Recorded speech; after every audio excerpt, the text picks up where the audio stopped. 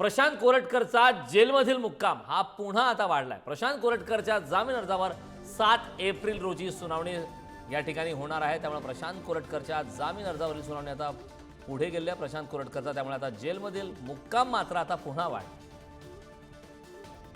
छत्रपती शिवरायांचा अवमान केल्याप्रकरणी प्रशांत कोरटकर हा सध्या अटकेत आहे। त्या संदर्भात जामीन अर्जावर सुनावणी आता 7 एप्रिलला होणार आहे। 7 एप्रिलला या संदर्भात नेमक्या काय घडामोडी घडतात हे पाहणं महत्त्वाचं आहे। त्यामुळे प्रशांत कोरटकरला 7 तारखेला दिलासा मिळतो की प्रशांत कोरटकरच्या अडचणीमध्ये वाढ होते हे पाहणं महत्त्वाचं आहे। तुर्तास तरी आता प्रशांत कोरटकरचा जेलमधील मुक्काम हा पुन्हा वाढला।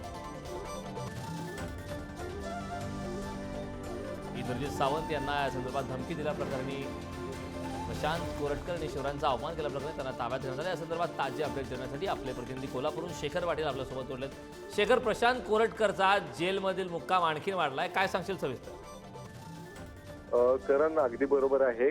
जेलमधला मुक्काम जो आहे तो वाढलेलाच आहे, कारण 7 एप्रिल रोजी प्रशांत कोरटकरच्या जामीन अर्जावरती सुनावणी जी ती होणार आहे।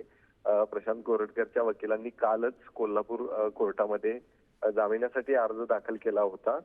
गतवेळीच कोर्टानं जे ते प्रशांत कोरटकर यांना 14 दिवसांची पोलीस खरं तर न्यायालयीन कोठडी जी ती सुनावली होती आणि त्यावरतीच अपील जे तो अर्ज त्यांनी जामिनासाठी केला होता आणि त्याच जामिना अर्जावरच्या सुनावणीची तारीख जी ती आज जाहीर झालेली आहे। 7 तारखेला त्याच्या जामीन अर्जावरती सुनावणी होणार आहे। त्यामुळे निश्चितच आहे 14 दिवसांची न्यायालयीन कोठडी जी आहे ती त्यांना सुनावल्यानंतर आता 7 तारखेला त्याला जामीन जो आहे तो त्या ठिकाणी मिळणार का, पुन्हा एकदा जेलमध्येच राहावं लागणार हे देखील पाहणं गरजेचं। शिवाय युक्तिवाद देखील वकील काय करणार आहेत, न्यायालयीन कोठडीच्या माध्यमातून आणखीन कोणकोणती माहिती जी आहे ती कोरटकर याच्याकडून घेणं अपेक्षित आहे याबद्दल सुद्धा युक्तिवाद त्या ठिकाणी होण्याची शक्यता आहे। त्यामुळे निश्चितच 7 तारखेला नेमकं काय घडणार हे देखील पाहणं गरजेचं आहे। खरं नक्कीच शेखर, या संदर्भात 7 तारखेला नेमक्या काय घडामोडी घडतात हे पाहणं महत्त्वाचं आहे। खूप खूप धन्यवाद या महत्त्वपूर्ण अशा माहितीसाठी।